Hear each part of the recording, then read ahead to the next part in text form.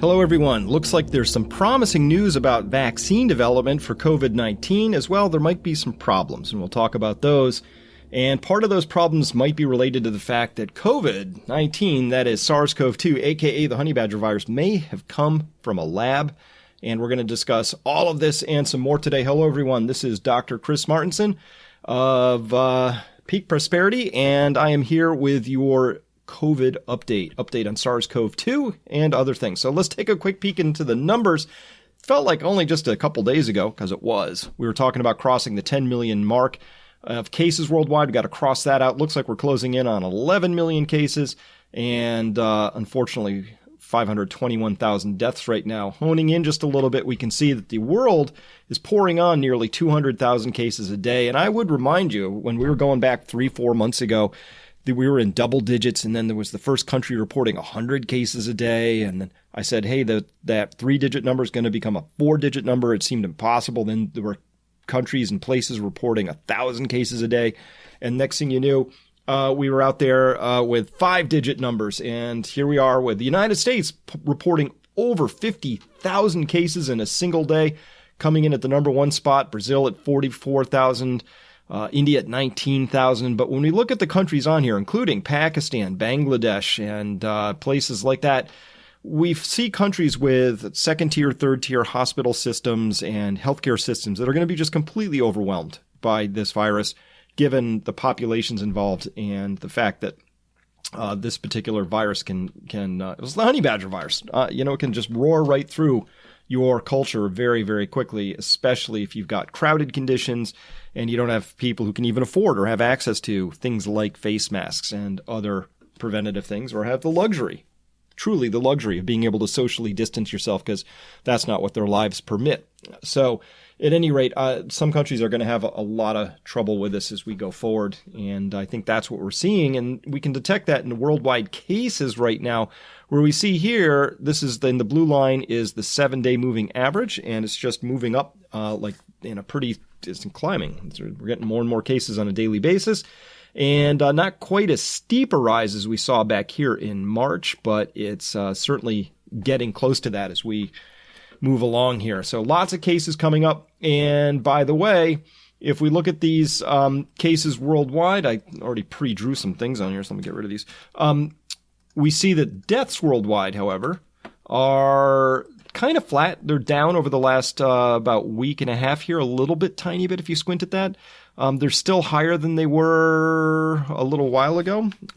So I think if you look at that there, that's kind of the low point there around second or third week of May, a little bit higher than that now today. Part of the reason for that is that back here, when deaths were really climbing, this is in the bad old days when we were putting people on ventilators and other things that we now know to be big no-nos. And we've got much better treatment protocols now as well. And possibly this is also related to the fact that we're just doing a lot more testing and we're able to detect more cases.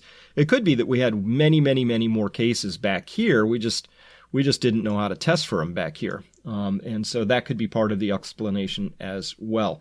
However, it's also the case that many more people seem to be giving up, at least in the United States, maybe some other countries, and saying, what are you going to do? And just throwing their hands up and allowing the honey badger virus to sweep through. Now, the United States is going to we really only have two choices here in the United States now.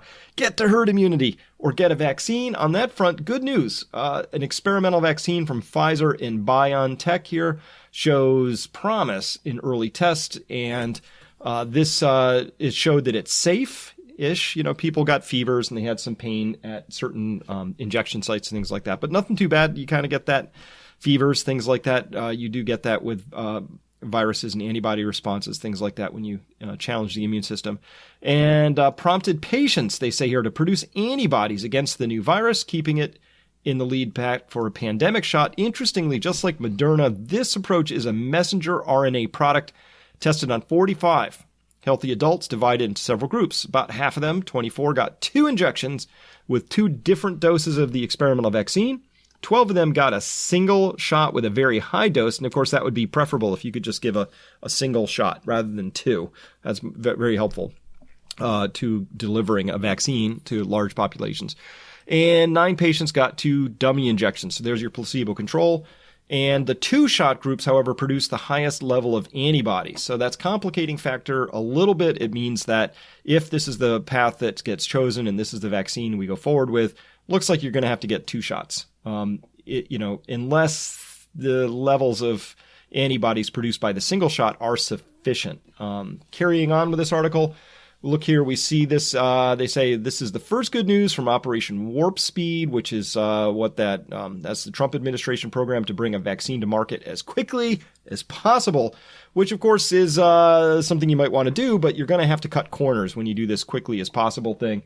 And when you cut corners like that, it means that, of course, you are going to maybe skip over some efficacy, maybe some safety issues, things like that. Good news, while it took 2 shots, the vaccine produced significant levels of virus-neutralizing antibody. Okay, that's good news. They said in a different article, when I got to some actual data, I hate these press releases, I like actual data. They said that the people who received 2 shots produced anywhere from 1.8 to 2.5 times as much neutralizing antibody as people who had a serious run of the disease. And of course, people who have the serious run, they tend to have higher levels of antibody. That, of course, 1.8 to 2.5 times, that sounds good. That would be a great level if that can be borne out. And of course, if this turns out to be safe. But here's the thing. This is an mRNA vaccine. Here's exactly, I'll tell you how many of these. Let me list all of them off that have ever successfully been used or come to trial, to market before, after trials. 0. That's it. That's the whole list. This is a brand new technology. They inject mRNA into your body. Your own cells somehow take that up, somehow create proteins off of that. They read that mRNA string, which the M stands for messenger, RNA, ribonucleic acid. So it's a messenger string. That messenger string is read out. The readout of that inside the cell's machinery turns it into a protein. That protein magically gets repackaged and put back outside of the cell where the immune system looks at it and says, this isn't normal, and makes antibodies against that. So that's the technology. We just don't know how this really plays out yet. It's brand new. We don't know if it creates the same kind of durable immune response as when people are given inactivated or deactivated virus, which is the typical way we've done this. We don't know if we don't know anything. So there's going to be some learnings around this. Brave volunteers, these 45 people who signed up for this, I think, because this is a brand new technology. So we'll find out. And maybe, hopefully, it works just as great as everybody thinks. Okay. This, just in case you see it coming up, is called BNT162B1. Very exciting name there, but it's going to undergo scientific peer review, which is good. Because remember, we had that big excitement. The Oxford vaccine came out, and that was with I believe that was with a chimeric virus approach where they took parts of the COVID virus and then they attached it to adenovirus, I believe. I might be wrong on that, but at least it was another virus platform that we have a lot of experience with. The idea is you put that whole thing inactivated into experimental subjects, in this case monkeys, and they said, wow, look at all these neutralizing antibodies we got. That was the exciting part of that, but when it came out to scientific peer review and we could actually look at the data, the unexciting part was that those monkeys, when re-challenged with the live virus, SARS-CoV-2, they got sick. So this is why we do these sorts of studies, people. It's because even though we have these neutralizing antibodies, it's not necessarily the same thing as saying this now confers protection from this virus. We think it does. We hope it does. But honestly, this is why we have to run the tests. And by the way, through all of this, I understand there's all this hope and dream. We're going to get this vaccine, magic bullet, technology, sexy stuff. That's great. Yay. But the mystery is why let's call that prong 1, why the second prong of this fork isn't the authorities coming out and saying, by the way, regardless of whether you get a vaccine or you don't get a vaccine or how this ever works out, you still want to have as healthy an immune system in your body as possible. You want your the terrain of your body, to be as fit as it can be. And we know things now, like vitamin D levels are really, really important to your overall fitness and the terrain's health and its ability to fight off infections, and particularly viral infections.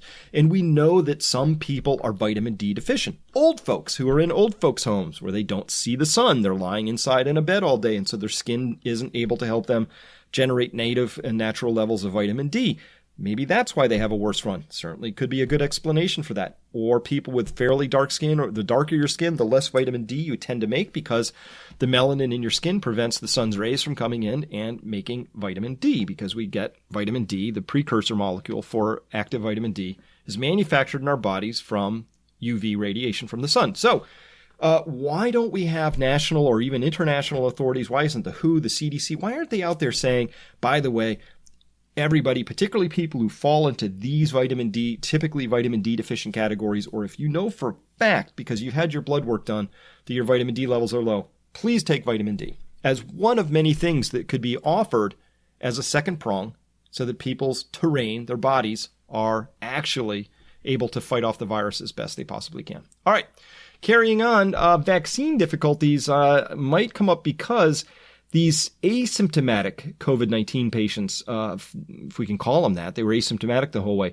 The findings here dim hopes for herd immunity and the so-called immunity passports, where you would go and you would present, somebody draws your blood, they find serologically that you've got antibodies for the virus in your blood. Hey, you are no longer a risk to yourself or to others. You get your immunity passport, it's called. Turns out the antibodies are very few and short-lived. As well, lung abnormalities were found in completely asymptomatic carriers. This came out on June 28th here. Reading, it says, a closer look at people who tested positive for COVID-19 but never developed symptoms has found that such asymptomatic carriers have few to no detectable antibodies just weeks after infection, suggesting they may not develop lasting immunity. So antibodies, one of the big cornerstones of our immune response, not the only part.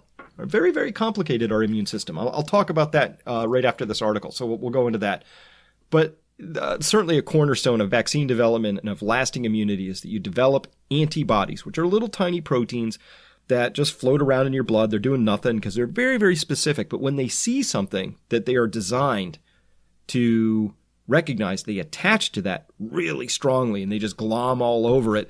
And it would be the equivalent of like if you were trying to run across the field and you had 1,000 chihuahuas latch onto your body, all at once and with teeth that you couldn't pry off. That would slow you down. And eventually you might not be so good at running across the field anymore. And that's roughly what antibodies do. But look at this. We're seeing here now these people, asymptomatic carriers. So they had the virus. Somehow they shucked it off all on their own. But they have few to no detectable antibodies just weeks after infection. Whoops. Not a good sign there.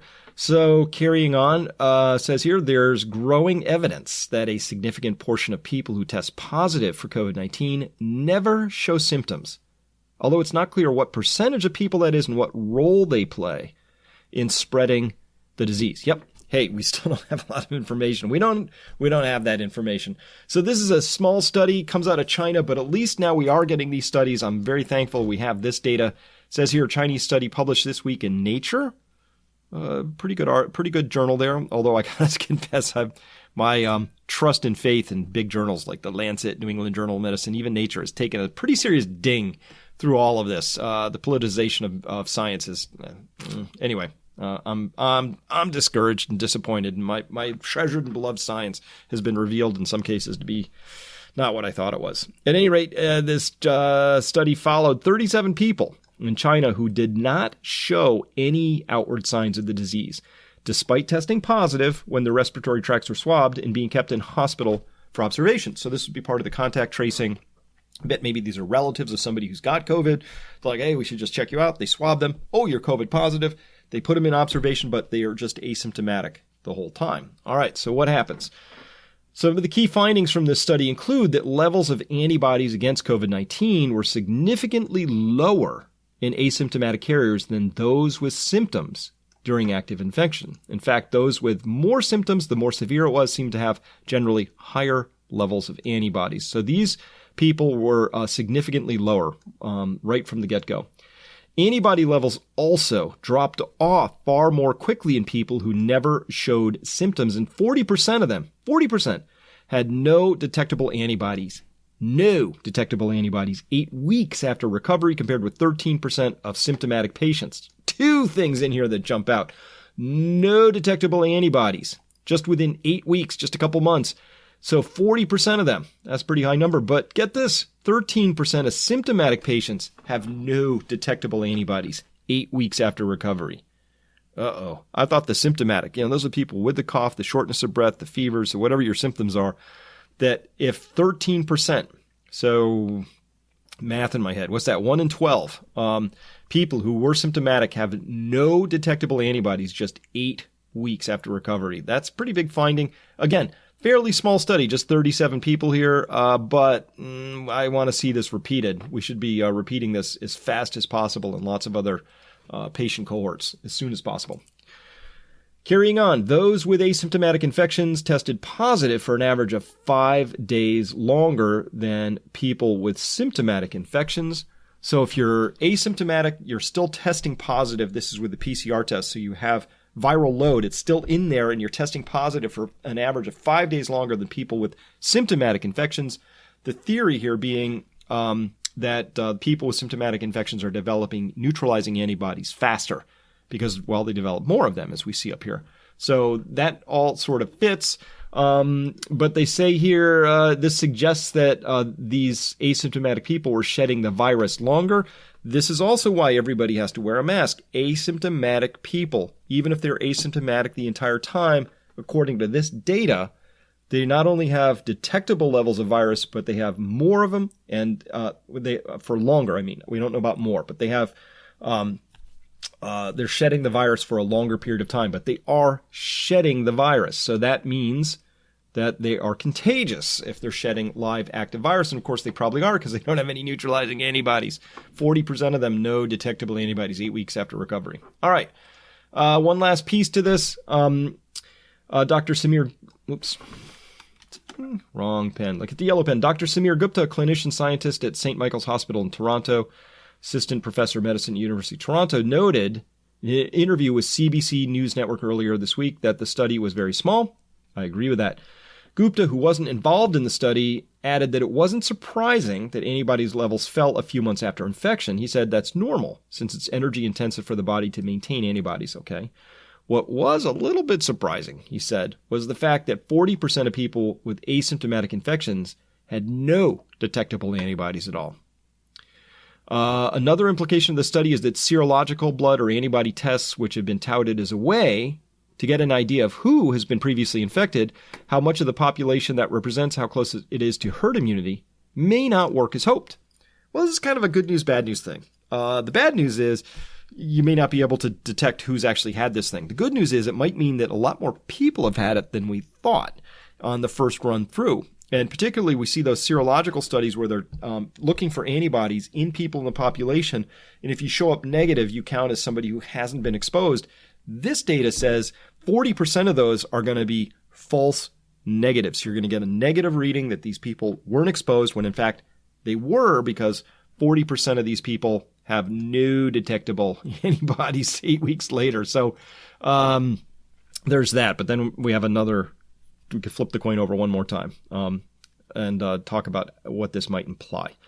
And it throws cold water on the idea of the controversial immunity passports, of course, the idea of allowing more social interactions such as work, travel, mass gatherings for people who have previously been infected and therefore are immune and can't spread the virus, which would be based on serological testing, which, of course, is no good if people have nothing in their serum because they don't have antibodies.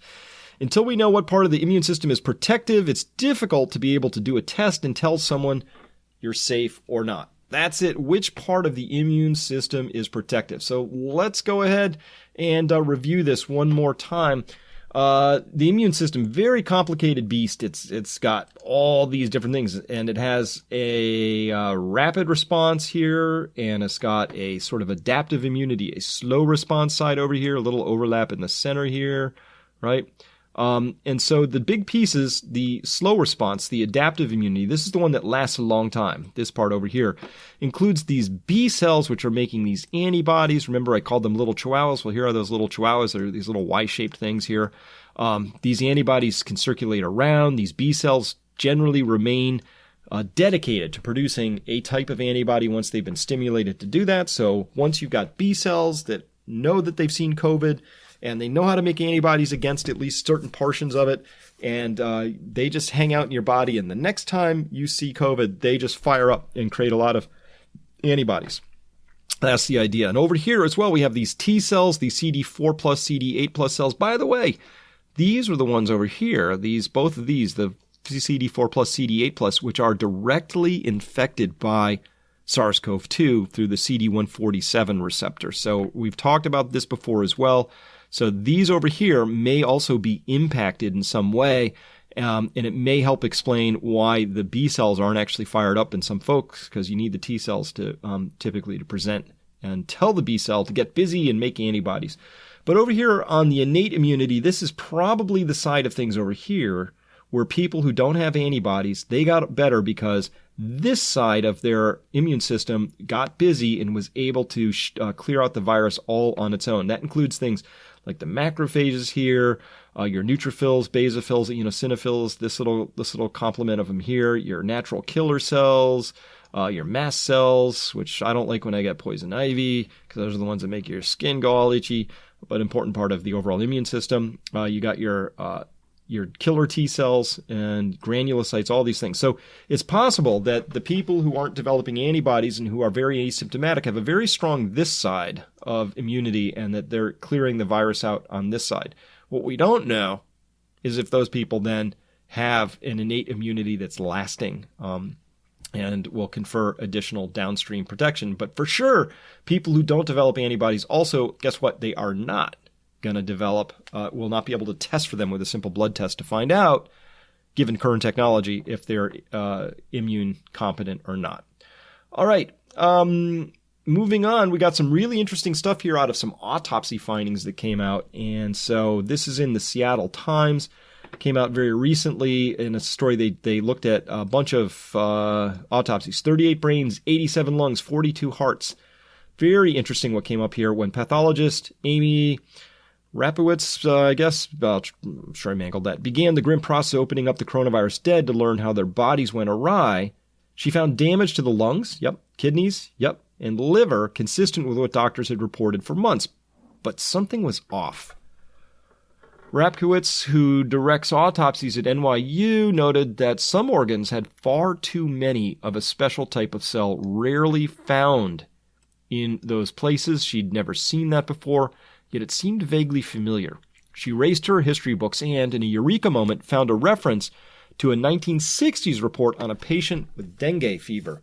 Not that this is presenting like dengue fever, but this multinucleated cell, the megakaryocyte, which is producing a lot of the platelets, it's destroyed in dengue fever. So that type of cell is gone, and so it doesn't make platelets, and so patients tend to bleed out. That's the second part of dengue fever. It's a hemorrhagic fever. That bleeding is because, you're not making things that help prevent bleeding. But in this case, we're seeing lots of these cells showing up, which is really weird. And that is a very interesting finding in these COVID patients. So we saw that before. We mentioned it before. These megakaryocytes are kind of an intriguing finding. It's a very distinctive clue here for COVID-19 or SARS-CoV-2 or the honey badger virus. Among the most important findings, consistent across several studies, is confirmation the virus appears to attack the lungs the most ferociously. They also found the pathogen in parts of the brain, kidneys, liver, gastrointestinal tract, spleen, in the endothelial cells that line the blood vessels, as some had previously suspected. But they also found widespread clotting in many organs.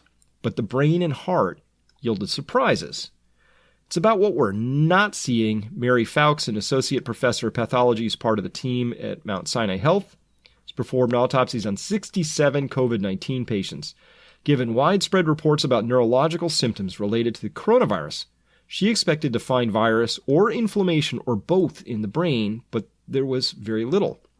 When it comes to the heart, many physicians warned for months about a cardiac complication they suspected was myocarditis, an inflammation or hardening of the heart, muscle walls, but autopsy investigators were stunned they could find no evidence of the condition.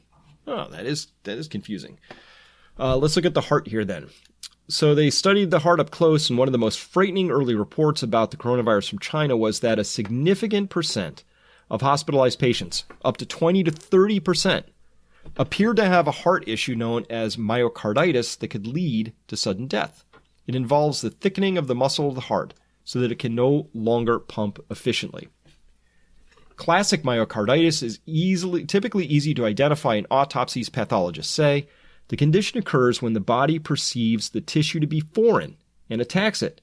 In that situation, there would be large dead zones in the heart, and the muscle cells, known as myocytes, would be surrounded by infection-fighting cells known as lymphocytes. But in the autopsy samples taken so far, the dead myocytes, so there were dead heart cells, were not surrounded by lymphocytes, leaving researchers scratching their heads.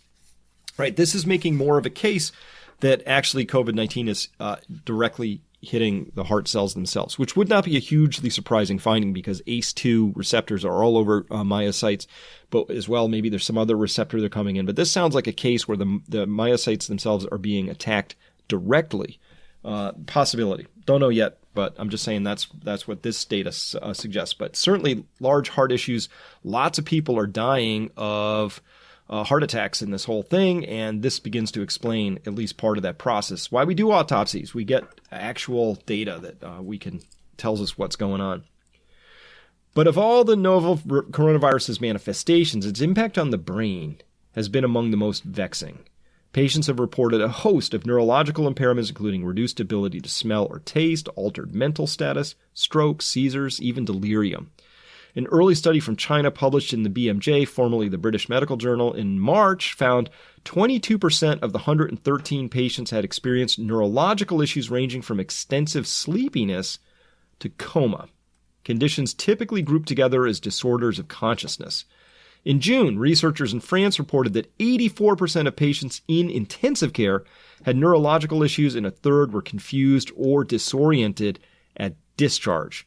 Also this month, those in the UK found 57 of 125 coronavirus patients with a new neurological or psychiatric diagnosis had had a stroke due to a blood clot in the brain, and 39 had altered mental state. So entirely possible that this is due to the brain losing access to oxygen because of the stroke, the microthrombi, and all the clots and everything that are happening as a consequence of this. That's a possibility here. Based on such data and anecdotal reports, Isaac Solomon, a neuropathologist at Brigham and Women's, set out to systematically investigate where the virus might be embedding itself in the brain. So conducted a bunch of autopsies, taking slices from all these different areas here, looking through the brain very carefully, and taken just a bunch of samples and looking at them all, and he did find snippets of virus, but only in some areas, and it was unclear whether they were dead remnants or active virus when the patient died. There were only small pockets of inflammation, but there were large swaths of damage due to oxygen deprivation. Whether the deceased were long-time intensive care patients or people who died suddenly, Solomon said the pattern was eerily similar. We were very surprised, he said. Okay. So, yeah, this is really fitting with the idea that this is, as much as anything, a coagulation disorder. You have, even for people who have so-called mild cases, good strong chance that they're still experiencing some of these clotting disorders. It speaks very strongly to the idea that it shouldn't just be people who present to the hospital who are hospitalized. Maybe you ought to be put on blood thinners. Maybe this is the case where everybody who's got COVID, whether treating at home or not, needs to be treated with that Math Plus protocol, which has got the methylprednisone and you've got the heparin and other things like that. So steroids take the inflammation down.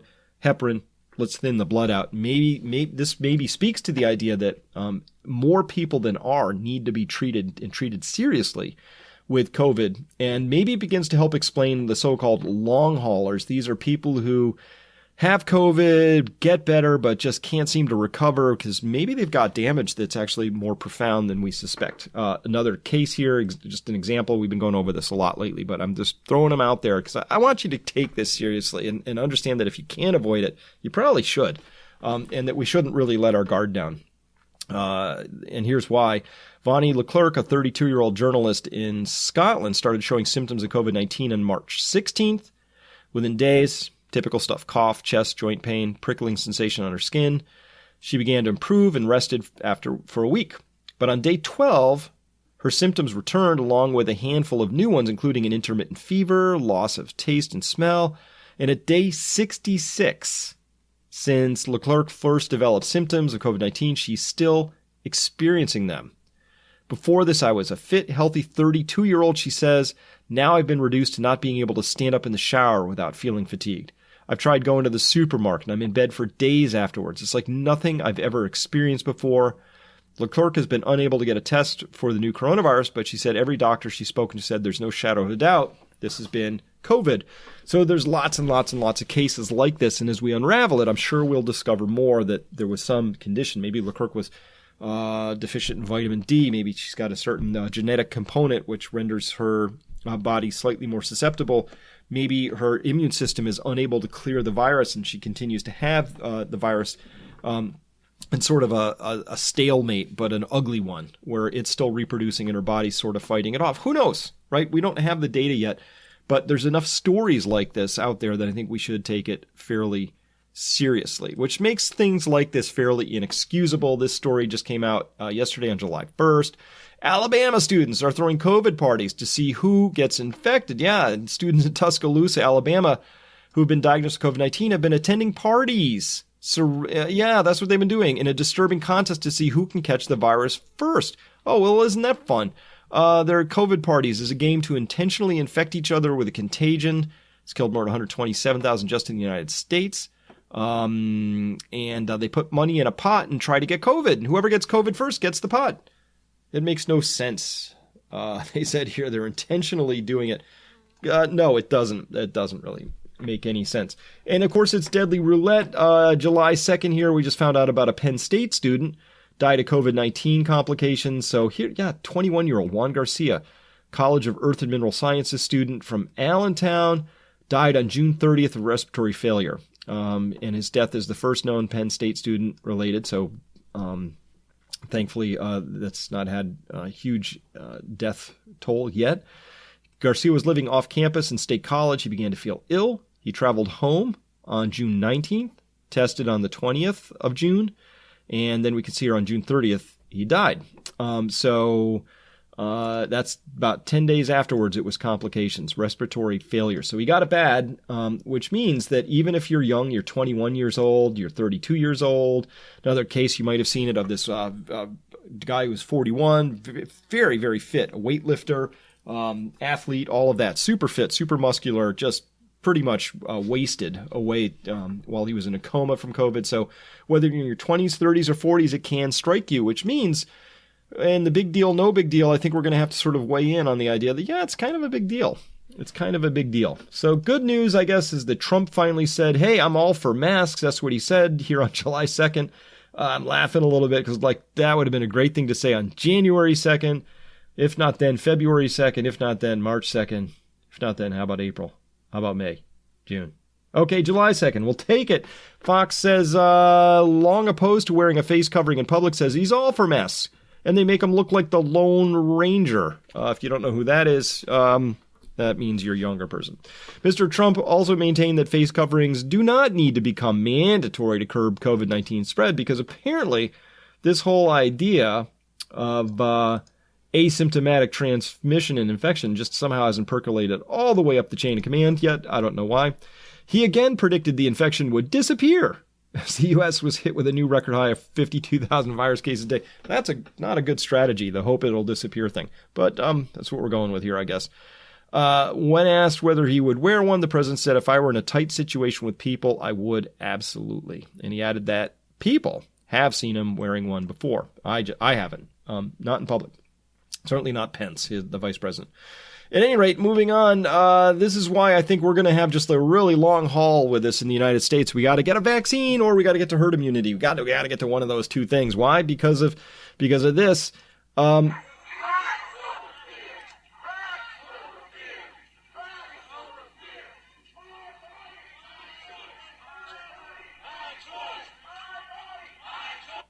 My body, my choice. I don't know how to even interpret this one, because that's normally the chant slogan of people who are on the abortion rights side of things and for women's rights. So the idea that people are saying when it comes to COVID, my body, my choice, that's true if it was just your body. But of course, when your body can infect my body from a distance, asymptomatically, that's not really exactly the right rallying cry. So I would politely suggest to these face mask protesters that they may want to come up with a new rallying cry. Go back to the drawing board, get out the whiteboard with your colorful marker races, and see if you can come up with a different slogan. Like, I don't know, I'm an idiot and I demand the right to be that way, I guess, or something. Or your body, I don't care, or something. Find something snappier, but the my body, my choice doesn't apply to a virus that's got this many complications and all that. All right. As well, Jacinda Arden of New Zealand. This is the prime leader of New Zealand. And listen to this. I found this pretty inspiring, personally. Science is fundamental to transforming our economy and improving our well-being. And alongside this, and equally important to scientific discovery, is public engagement with science. Catastrophic events can happen at any time, as we've seen with Whakaari White Island, the Christchurch earthquake, and now with COVID-19. Our understanding and response is so heavily dependent on scientific expertise and public dialogue. As a nation, we are extremely fortunate to be supported by our science experts and science communicators. And I'd like to make a special mention of our science communicators. Without our communicators who publicly inform, explain, teach, decode, counter misinformation and debate science matters, many would remain in a space where they don't have information they need, leading to poor choices being made at really crucial times. Our communicators have become household names, and rightly so, over recent months helping our nation comprehend the challenge that COVID presented.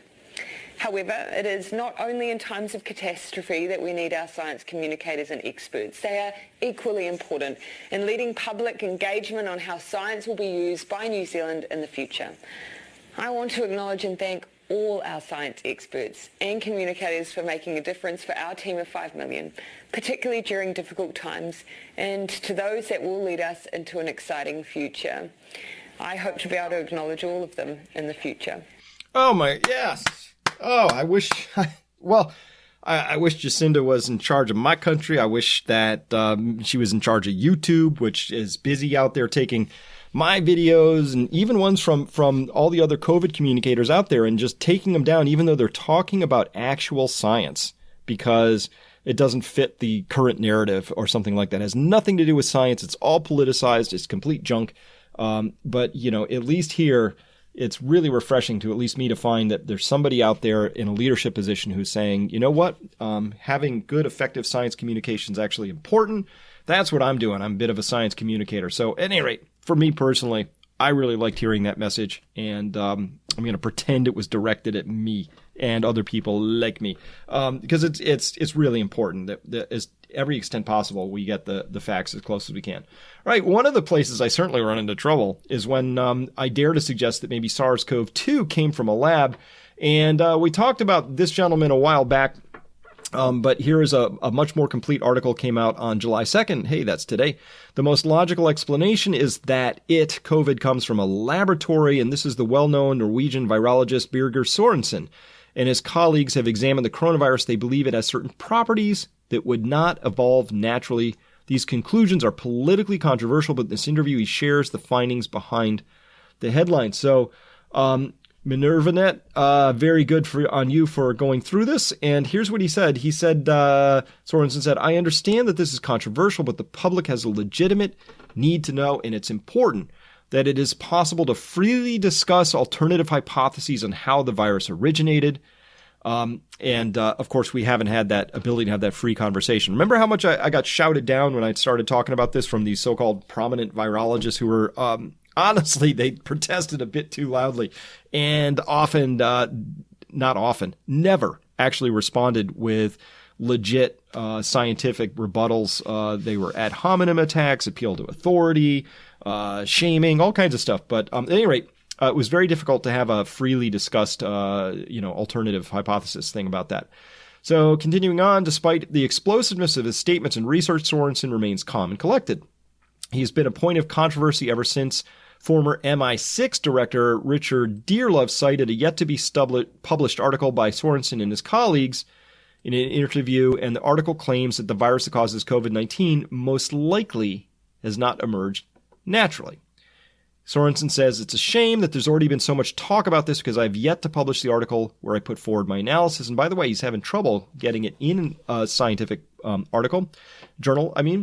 So they said here in this article, which I really appreciated, they said news outlets are thus confronted with a difficult question.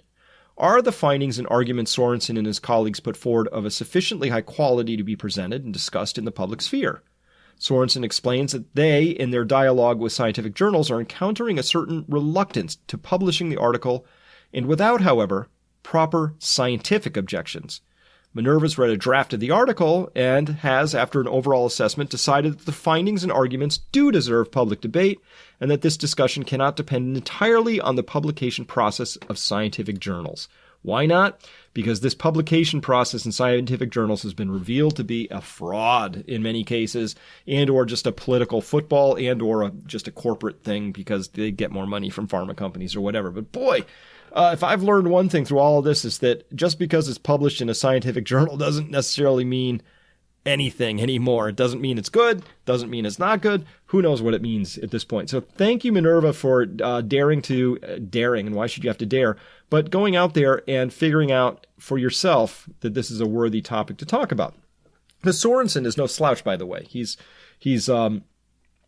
actually a quite accomplished person. So he says here, and I'm going to make this a tiny bit bigger in case you're having any trouble seeing this, because why not make it bigger if we can. Biology, he says, is also chemistry, so by considering the virus from a chemistry perspective, we carry out more detailed analyses, zooming in on certain components. So this gentleman's very, very involved in viruses and antibody production, vaccine production, things like that. So he takes us through the basic elements of their approach. The first thing you need to establish is which parts of the virus are changing and which parts are stable. If you want to make a vaccine that lasts, you must stimulate the immune system to react against those parts of the virus that are constant. Otherwise, the effect will disappear, and in the worst-case scenario, lead to increased illness. Once we know this, we can try to make a vaccine. Where we differ is that we are trying to make a vaccine that uses elements that have as little in common with the body's natural components as possible, so that the immune system is taught to recognize exactly what the vaccine should protect against. He elaborates, asked about what significance his approach has had when he's analyzed the coronavirus, Sorensen explains, we have examined which components of the virus are especially well suited to attach themselves to cells in humans. And we've done this by comparing the properties of the virus with human genetics. What we found was that this virus was exceptionally well adjusted to infect humans. He pauses for a second. So well that it was suspicious. Ah, my same suspicion. And the fact that this virus attaches more tightly to human cells than to any other species out there, big, giant red flag. Here's Sorensen saying so. There are several factors that point towards this. He said, firstly, this part of the virus is very stable. It mutates very little. That points to this virus as a fully developed, almost perfected virus for infecting humans. Secondly, this indicates that the structure of the virus cannot have evolved naturally. When we compare the novel coronavirus with the one that caused SARS, we see that there are altogether 6 inserts in this virus that stand out compared to other known SARS viruses. He says several of these changes in the virus are unique and that they do not exist in the other known SARS coronaviruses. 4 of these 6 changes have the property that they are suited to infect humans. This kind of aggregation of a type of property can be done simply in a laboratory and helps to substantiate such an origin. He is therefore quite confident that the virus has originated in a laboratory. I think it's more than 90% certain. It's at least a far more probable explanation than having it develop this way in nature. He also highlights other data than those related to the virus's properties. The properties that we now see in the virus, we have yet to discover anywhere in nature. We know that these properties make the virus very infectious. So if it came from nature, there should be also many animals infected with this, but we still have not been able to trace the virus in nature. The only place we are aware of where an equivalent virus to that which causes COVID-19 exists is in a laboratory. So the simplest and most logical explanation is that it comes from a laboratory. Those who claim otherwise have the burden of proof. Ah, there it is. That's exactly the logic that I went through months ago in the same way. And I'm sure Sorensen came to this immediately as well, because anybody who's logical understands that because it's got these inserts, especially that polybasic furin PRRA furin cleavage site, especially because the receptor binding domain is just this chimeric mashup of things, because it has these large insert sections, because it binds human cells more tightly than any other species out there. All of these point to a way that this could be done in a lab, and done simply in a lab, and has been done before in a lab. So I agree with this. This is where it comes down to. The burden of proof is actually on those who want to claim it comes from nature, and they've been trying to flip that around and say the burden of proof is on us to prove it came from a laboratory. Nope, it's the other way around. All right, conclusions from today. Oh, I got this all wrong, because this isn't, no, it's not June 30th anymore. It's July 2nd. So conclusions from today. The U.S. is going to have to hope for a quick vaccine, because otherwise this got a long date with a bad virus. It's going to take us forever to get up to herd immunity, I think. And herd immunity, who even knows if that's a thing? It may not be. Too many mild cases only have a short burst of antibody creation, if any at all. We don't know yet. If you don't have antibodies, does that mean you can still have a cellular response or an innate response that confers protection from this thing? We don't know, right? But we're about to find out, I think. The good news is that we have at least 2 vaccine candidates that are generating neutralizing antibodies.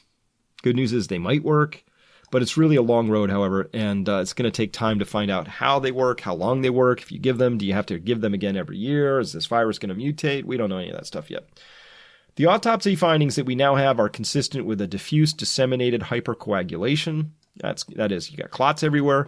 This also may help explain the long-lasting damage and the fact that people are having these long-haul experiences with it, that some people are taking days, weeks, even many months to, well, I can't even say recover, because some people say they've had it for 60, 70 days and is still with them. So lots to learn about this, but for now, I think the best thing you can do is to make sure that you have the best immune system you can possibly have in your body. Prepare that terrain, folks.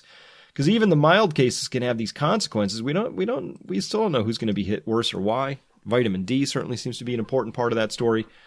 I, too, am 90% confident the SARS-CoV-2 came from a lab. That just makes sense. Why is that important at this stage? Gosh, we're just going to have to live with it. Well, first, we shouldn't be doing any more gain-of-function research. Complete worldwide moratorium, 100% ban. Second, we need to know who's been doing this gain-of-function research. We want all their samples. Destroy them. Destroy them now.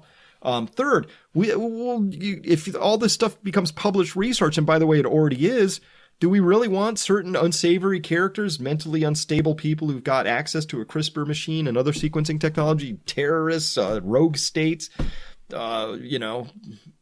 people, who knows, right? Do we really want that should we have that technology out there? Because I know what they say. Oh, Chris, we do this gain of function research so we can better understand how to make vaccines, but there's no vaccines that come from this. Just dangerous crap. So I think that if we can prove that this came from a lab, that would allow us to say, let's not do that again, okay? Because that was a self-inflicted wound. This is a shot through our own foot with our own gun.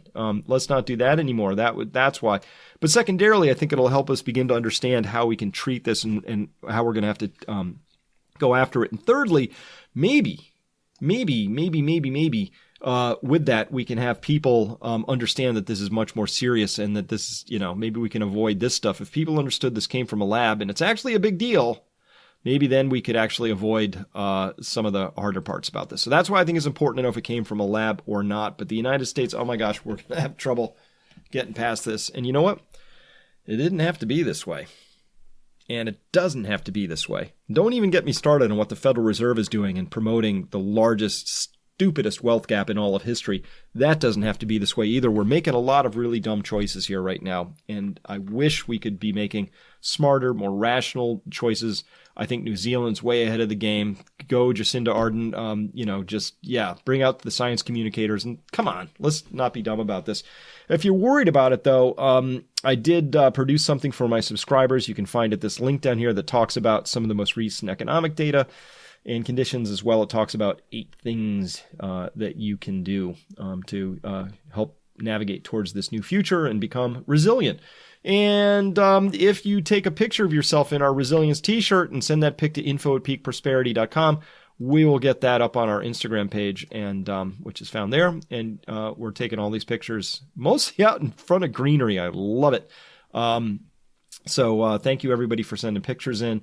Remember, plant a garden. Our new garden's looking great. It's doing really, really well this year. And to prepare your terrain, make sure that you have these sorts of things. The zinc and the D3 right there, very important. Quercetin to help the zinc get into your body. N-acetylcysteine, vitamin C, if or when you feel like you've got the cytokine storm going on. Make sure that you can prevent, maybe, hopefully, some of those microthrombi from forming. If you can calm your cytokine storm down, that would be a great thing. And, of course, if you feel that little tickle in the throat, get yourself some elderberry syrup and make sure you take that early on in your disease cycle. It does helps me. And that's a proven thing for in terms of studies that we have out there in science journals, which who knows what those mean anymore. But I'm gonna choose to trust those because I do know from personal experience that elderberry works. Remember, resubscribe if necessary. Lots of people get unsubscribed because, unlike New Zealand, I live in a country that does not respect or value science communication. In fact, considers it hostile when you say stuff that's against certain corporate and or international so-called health bodies. That's it for today. Thanks very much for listening. We'll be back with you next Tuesday. And, we're going to have a July 4th weekend between here and there in the United States. So we're going to be doing our own partying, and I'm sure we'll have lots to report after that long weekend. So be sure to tune in for that one. All right, everybody. See you next time. Hi, folks. This is Adam Taggart, Chris's co-founder at Peak Prosperity. To get your own Resilient shirt, simply go to peakprosperity.com/shirts. Each shirt is made of 100% organic cotton and produced in the USA. And when your shirt arrives, please send us a photo of you wearing it if you feel comfortable doing so. We'll add you to our wall of proud Peak Prosperity members who are showing the world that resilience is the way to a better future. Thanks for watching.